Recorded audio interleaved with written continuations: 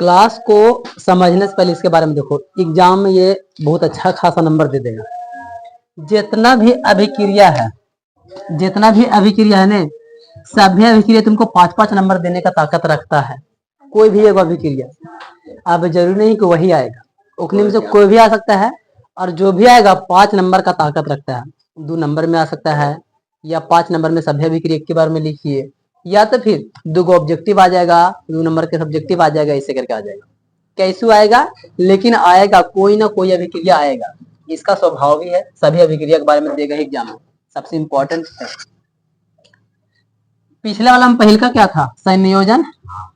संयोजन मतलब क्या होता था, हाँ जुड़ता था। संयोजन मतलब जुड़ रहा था। अब है वियोजन, अब टूटेगा। वियोजन इसी को बोलते हैं, अपघटन भी इसी को बोलते हैं, वियोजन या अपघटन अभिक्रिया, ठीक है ना। तो इसी का नाम रहेगा कभी कि अपघटन अभिक्रिया किसे कहते हैं, तब भी सेम। वियोजन अभिक्रिया किसे कहते हैं, तब भी सेम। खाली ठीक है ना, खाली हिंदी नीचे लाइन में चेंज कर देंगे, वियोजन या अपघटन अभिक्रिया कहते हैं, ठीक। तो संयोजन में जुटता था, वियोजन में टूटेगा। एगो रहेगा उसको टूटेगा। संयोजन में था 2 के एगो बनता था, इसमें एगो के 2 बन जाएगा। तो डम डिफिनेशन सिंपल सा ही तो है। वैसा अभिक्रिया जिसमें एकल अभिकर्मक टूटकर छोटे छोटे उत्पाद प्रदान करता है। अपना ठेठ भाषा में भी याद रखते हैं कि जब कोई भी एकल उत्पाद अलग अलग टूट करके 2 या 2 से अधिक बन जाता है, तो उसको भी हम लोग बोलते हैं वियोजन, मतलब कि सीधे सीधे टूटना। इसमें मेन, अब ये ऑब्जेक्टिव में भी बन सकता है कि वियोजन अभिक्रिया में एकल अभिकारक का क्या होता है, तो छोटे छोटे टुकड़ों में टूट जाता है, वो अलग अलग हो जाता है। इस तरीके से ऑब्जेक्टिव भी निकल सकता है। जैसे में एग्जांपल्स के लिए हम FeSO4 टू Fe ये संतुलित किया गया है। FeSO4 यानी कि फेरस सल्फेट इसको बोलते हैं। ये भी एग्जाम में आता है कि निम्नलिखित में से फेरस सल्फेट का कौन सा फॉर्मूला है, तो Fe माने फेरस और SO4 माने सल्फेट। तो तुमको ये भी हल्के भी मिल सकता है कि निम्नलिखित में से सल्फेट कौन है, तो SO4 को सल्फेट बोलेंगे और Fe को फेरस, और दोनों को मिल गया तो फेरस सल्फेट, ठीक है ना। फेरस सल्फेट उष्मा के साथ में, जब हम इसमें उष्मा दे रहे हैं तभी तो ये टूटेगा अलग अलग में। तो टूटा तो क्या बना है, Fe2O3 जो कि एक सॉलिड है, ठोस बनाया है, फेरिक ऑक्साइड। एक छोटा सा क्लू बता दे रहे हैं भैया, जिसको जिसको में O लगल रहेगा सर उसको ऑक्साइड पढ़ेंगे, और जिसको में OH लगल आ जाएगा इसको पढ़ेंगे हाइड्रो ऑक्साइड। अभी आएगा आगे, ठीक है ना। और अगर 2 को रहेगा कहीं पर, जैसे कि O2, तो बोलते हैं क्या सर, ऑक्साइड बोलते हैं, ड्राई ऑक्साइड बोलते हैं। 3 को रहेगा तो ट्राई ऑक्साइड बोलेंगे। एगो रहता है तो कुछ नहीं, खाली ऑक्साइड। 2 है तो डाई ऑक्साइड, और 3 है तो ट्राई ऑक्साइड। ज्यादातर केमिस्ट्री में तुमको 3 तक ज्यादातर देखने को मिलता है, ठीक है ना। तो डाई ऑक्साइड और ट्राई ऑक्साइड और खाली ऑक्साइड, इस तरीके से नाम भी याद रख लेना है, क्योंकि कखनी कौन वाला आ जाएगा ये से नहीं पता है। तो इसको तो देखो, FeSO4 को तोड़ दिया, Fe2O3 बनाया, और SO2 को गैस ग्रुप में दिया, और SO3 को भी गैस ग्रुप में। इसको हम क्या बोलेंगे sir, sulphur dioxide, sulphur trioxide. इस मैंने सल्फर, सल्फर ऑक्सीजन है ना, तो सल्फर 2 ऑक्सीजन है तो डाई, 2 मैंने डाई, सल्फर तो डाइऑक्साइड, और यहाँ पर 3 को सल्फर ट्राइऑक्साइड। ऑक्सीजन को ऑक्साइड बोलेंगे, 2 रहेगा तो डाई और 3 रहेगा तो ट्राई, ठीक। ऐसे याद रखना।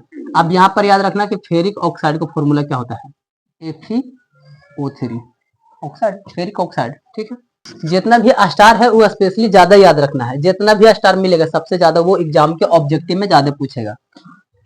फेरस सल्फेट का क्रिस्टल के हरे रंग में परिवर्तन हुआ और गर्म करने पर फेरस सल्फेट यानी कि FeSO4 इंटू 7H2O का क्रिस्टल जल त्याग देता है और क्रिस्टल का रंग बदल जाता है। ये एग्जाम में क्वेश्चन 2 नंबर में ही पूछेगा।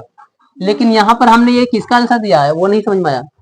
तो जो ये समीकरण लिखा हुआ है, एक प्रैक्टिकल एक क्रियाकलाप में से ये चीज को निकाला गया है कि फेरस सल्फेट, देखो फेरस सल्फेट, हम यहाँ पर क्रियाकलाप को नहीं समझा रहे हैं लेकिन समीकरण में वहीं से आया है ना, इसीलिए इसी से ये वाला आंसर निकला हुआ है। फेरस सल्फेट का क्रिस्टल के हरे रंग में परिवर्तन हुआ जब हम अभिक्रिया किए सर, फेरस सल्फेट को उष्मा के साथ में जब हम अभिक्रिया किए गर्मी दे करके, तब इसका रंग ऑटोमेटिक चेंज हो गया।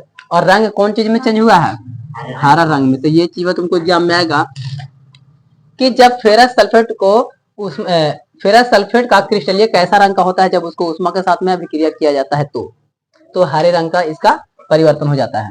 और गर्म करने पर फेरस सल्फेट यानी कि FeSO4 और 7H2O का क्रिस्टल जल त्याग देता है, मतलब ये पानी को छोड़ देता है, त्याग देता है और क्रिस्टल का रंग बदल जाता है। कभी एग्जाम में भी 2 नंबर में से पूछेगा कि क्रिस्टल का जल क्रिस्टल का रंग क्यों बदल जाता है। ऐसे कहा देगा कि जब फेरस सल्फेट को उष्मा के साथ में अभिक्रिया किया जाता है तो क्रिस्टल का रंग क्यों बदल जाता है, ऐसे करके। तो यही वाला सेम टू सेम लिखेंगे कि फेरस सल्फेट के क्रिस्टल के रंग हरे रंग में परिवर्तन हो जाता है, गर्म करने पर फेरस सल्फेट FeSO4 7H2O का क्रिस्टल जल त्याग देता है और क्रिस्टल का रंग बदल जाता है। अभी हम लोग खाली पढ़ रहे थे वियोजन में, तो यहाँ पर वियोजन के अंदर में सब वियोजन से रिलेटेड आएगा। तो ऊष्मीय वियोजन मतलब क्या सर, ऊष्मा के द्वारा दी गई वियोजन अभिक्रिया को ऊष्मीय वियोजन कहते हैं।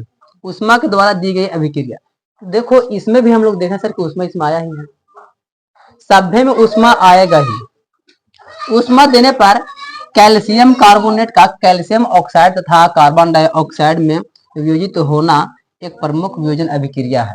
ये एक तरह के एग्जाम्पल्स भी हो गया है वियोजन अभिक्रिया का। ऊष्मा देने पर कैल्शियम कार्बोनेट का कैल्शियम ऑक्साइड तथा कार्बन डाइऑक्साइड में वियोजित होना। देखो यहाँ पे ये लिखा होगा इसका कैल्शियम कार्बोनेट, देखो यहाँ पे कैल्शियम कार्बोनेट का कैल्शियम ऑक्साइड के साथ में ऊष्मा देने पर कैल्शियम ऑक्साइड तथा कार्बन डाइऑक्साइड में वियोजित हो जाता है। गर्मी दिए तो कैल्शियम ऑक्साइड और कार्बन डाइऑक्साइड में बन करके बाहर निकल गया। ऊष्मा गर्मी देने की वजह से, गर्मी नहीं देता तो ये टूटता ही नहीं, ठीक है ना। और जिसका उपयोग विभिन्न उद्योगों में होता है। तो तुम्हारे पास ऐसे रह सकता है कि CaCO3 का इस्तेमाल हम लोग कहाँ करते हैं, तो कई तरह के उद्योग धंधा में इस्तेमाल हम लोग इसका करते हैं, चूना पत्थर का, ठीक है ना। सिरमिट वगैरह बनाने में ये सब तो नॉर्मली जानते हो। यहाँ पर स्पेशल ये भी है, कैल्शियम ऑक्साइड को चूना या बिना बुझा हुआ चूना कहते हैं, CaCO3। अब यही एग्जाम में भी तुमको आएगा कि 1 नंबर के लिए कि चूना पत्थर का सूत्र CaCO3। इसका एक और नाम क्या है सर, बिना बुझा हुआ चूना भी इसी को बोलते हैं, चूना पत्थर भी इसी को बोलते हैं, संगमरमर का सूत्र भी यही होता है CaCO3। कैल्शियम कार्बोनेट तो इसी को बोल ही रहे हैं, ठीक है ना, इसका नाम है वो, लेकिन इसका मतलब ये है। तो चूना ये सब हम लोग कहाँ यूज करते हैं, चूना पत्थर का इस्तेमाल। चूना पत्थर का इस्तेमाल हम लोग ज्यादातर सीमेंट्स वगैरह में ज्यादा स्पेशली किया जाता है। ऐसे तो बहुत जगह पर किया जाता है चूना पत्थर का इस्तेमाल। इनके अनेक उपयोगों में से सीमेंट के लिए सबसे ज्यादा ये एग्जाम में मिलता है कि निम्नलिखित में से किसका इस्तेमाल हम लोग सीमेंट बनाने में करेंगे, तो CaCO3 यानी कि चूना पत्थर का। अब ये बिना बुझा हुआ चूना इसको क्यों बोलते हैं, क्योंकि जैसे ही हम लोग पानी में डालते तो रिएक्ट करता है, तो मतलब अभी बिना बुझा हुआ है। और जैसा ही वो एक बार बन जाता है चूना पानी गर्म करके, तो फिर उसके बाद फिर डालोगे तो फिर नहीं होगा, मतलब अब चूना का वैल्यू खत्म, अब वो गर्म नहीं होता रहेगा, पानी को रिएक्शन नहीं दिखाएगा, वो ऐसा ही घोराल रहेगा नॉर्मल, ठीक है ना। इसका उपयोग में ये हो गया।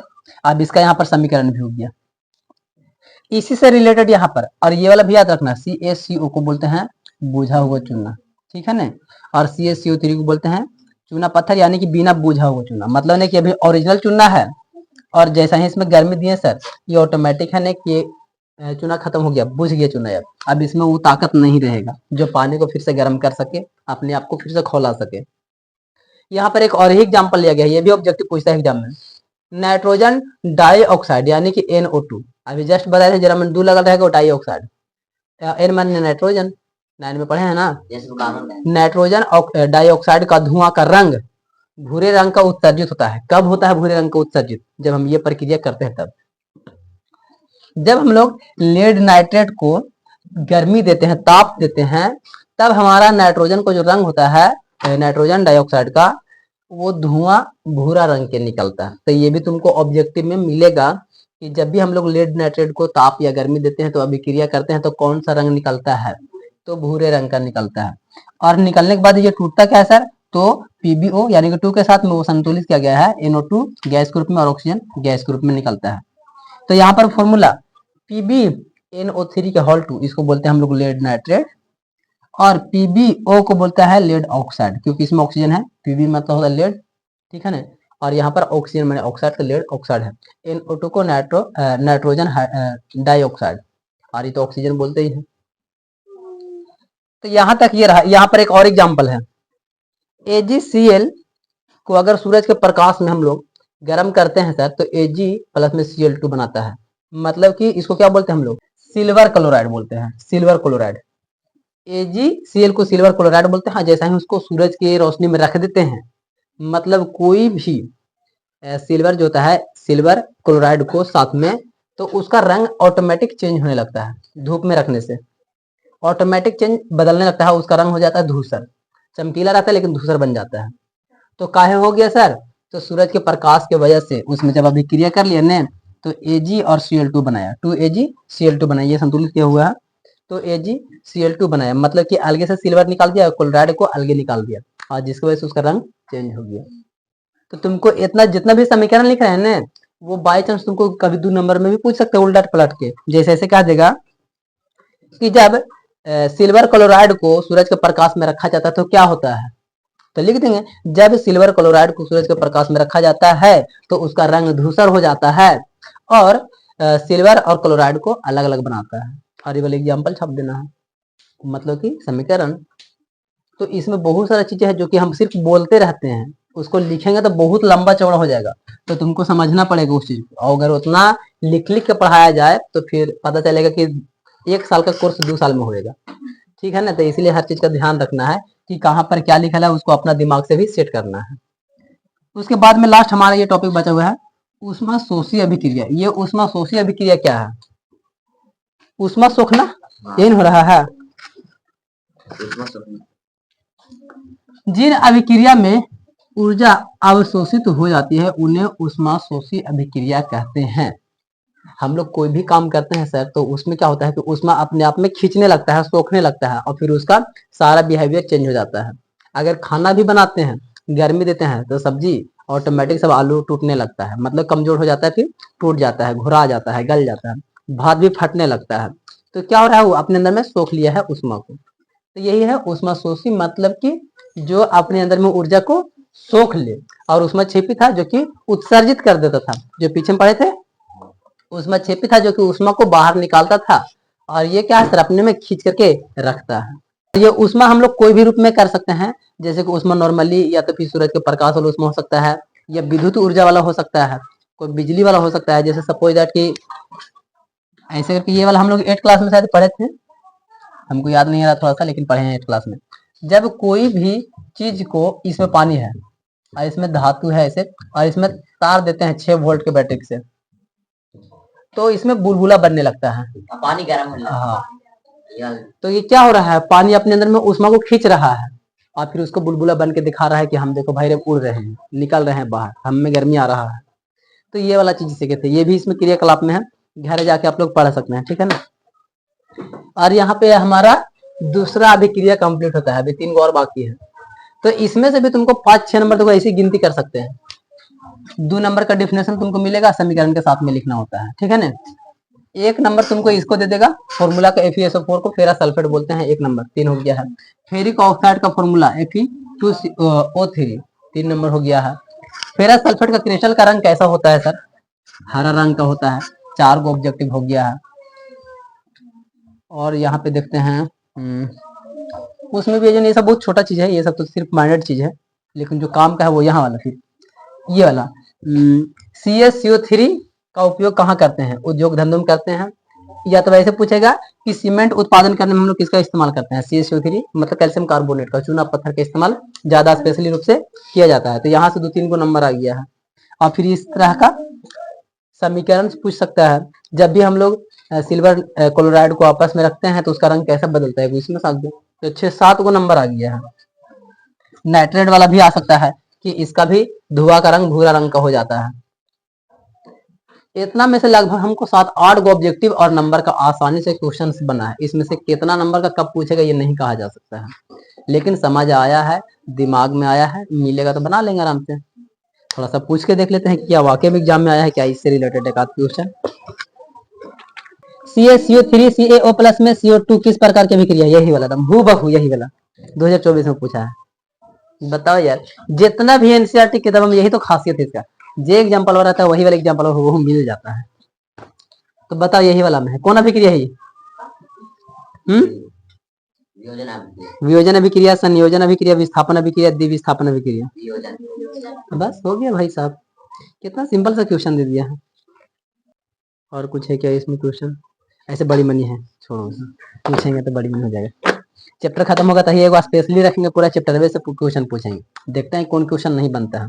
जो नहीं बनेगा उसको लिखावेंगे साइड से फिर से, तो ये फायदा होगा उस दिन का।